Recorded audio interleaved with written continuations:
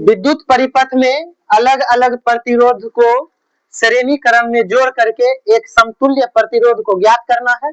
और यह 10वां क्लास के एग्जाम में एक दो बार पूछा गया भी है।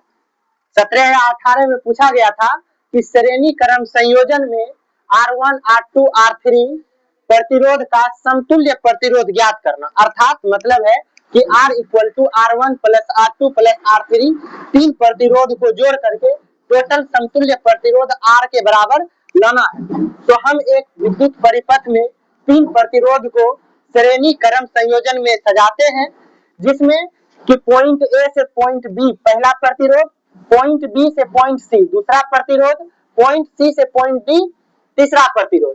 तीन प्रतिरोध को जब हम श्रेणी क्रम में सजाते हैं, इसीलिए इसके लिए हम एक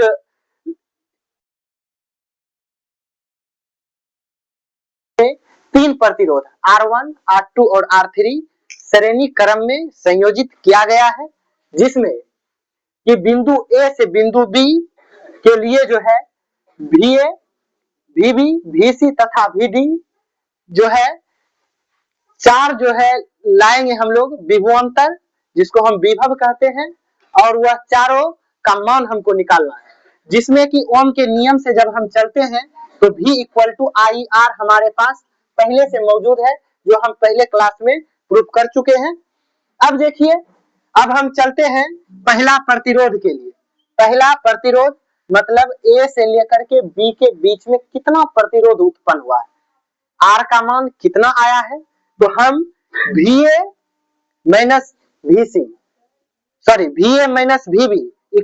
I पहला प्रतिरोध के लिए है तो R1 समीकरण फर्स्ट, और दूसरे प्रतिरोध के लिए बिंदु B से बिंदु C।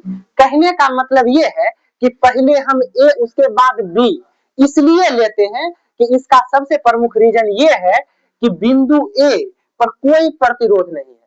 तो जब प्रतिरोध नहीं है, प्रतिरोध क्या करता है, विद्युत धारा का विरोध करता है।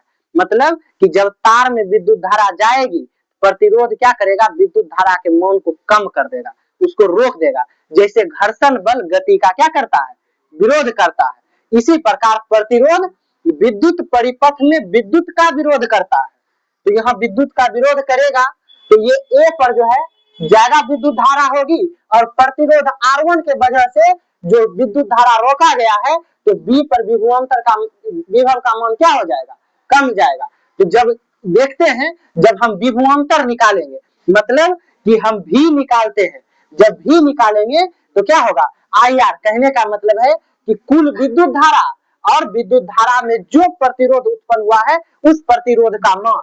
तो जब हम R1 के लिए चलते हैं तो अब यहाँ प्रतिरोध हमारे साथ विभवांतर होगा VA - VB, और VA - VB हो जाएगा I, और पहला प्रतिरोध के लिए है तो R1 समीकरण फर्स्ट मान लेते हैं इसके लिए। दूसरा है कि जब हम दूसरे R2 के लिए जाएंगे तो VB - VC क्या हो जाएगा, IR2। क्यों, क्योंकि B पर ज्यादा प्रतिरोध है, C पर उससे भी ज्यादा है, A पर सबसे कम प्रतिरोध है ही नहीं।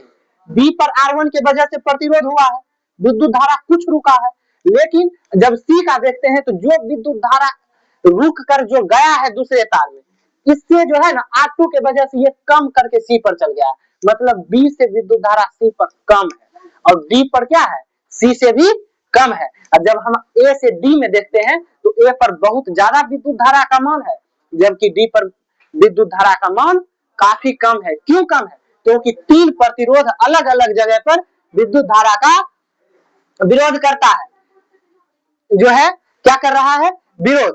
तो अब देखिए, इसको हमको समझना है कि यहाँ पर हम तीसरे प्रतिरोध के लिए देखते हैं तो VC - VB = क्या होता है, IR3 समीकरण क्या होगा 3। और जब समीकरण 1, 2, 3 को क्या कर देते हैं, आपस में जोड़ देते हैं, तो जब जोड़ने पर VA - VB + VB - VC plus VC - VD = IR1, IR2, IR3। तो अब तीनों को जब ब्रैकेट को हम ओपन करते हैं तो ये क्या हो जाएगा, ये जो भी माइनस प्लस VA - VB, जैसे में VA ये प्लस में है, ये माइनस में है, ये प्लस में, क्या हो जाएगा, कट जाएगा।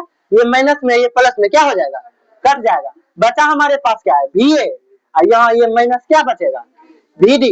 अब बचा हमारे पास क्या है, I। क्यों, क्योंकि यहाँ तीनों में I सेम टर्म है, तो I को कॉमन ले लिए, R1 plus R2 plus R3 हमारे पास क्या हो गया, बच गया है। इसीलिए तो हमारा हो गया VM minus VD equal to I R1 plus R2 plus R3।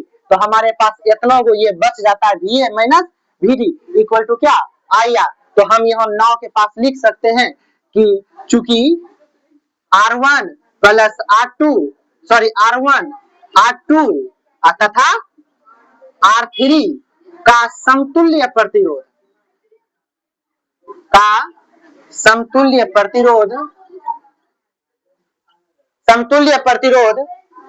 क्या है, R है। समतुल्य प्रतिरोध क्या है, R है। तो इसीलिए VA minus VD equal to IR। तो यहाँ R इक्वल टू हमारे पास क्या है समतुल्य प्रतिरोध के लिए, R1 plus R2 plus R3। तो अब देखिए कि एक विद्युत परिपथ हम लेते हैं फिर से A और D पर जब विद्युत धारा का मान निकालते हैं तो हमारे पास R जो है यहाँ पर एक समतुल्य प्रतिरोध R हो गया, विद्युत धारा I जा रहा है। तो इसीलिए समीकरण हम 5 से देखते हैं कि IR equal to I R1 R2 R3। यहाँ देखिए I कॉमन है, दोनों कट जाएगा, हमारे पास लास्ट में निकलता है R equal to R1 plus R2 plus R3 जो हमारे पास क्या है समतुल्य प्रतिरोध है। और लास्ट में हमारा ये लास्ट में क्या है, ये हमारा क्या हो जाता है, प्रूफ हो जाता है। कोई प्रकार का दिक्कत, बाकी बात जो है आप लोग पूरा वीडियो देखिए, समझिए, और समझ में नहीं आता है तो कमेंट कीजिए, लाइक कीजिए, शेयर कीजिए और सब्सक्राइब कीजिए।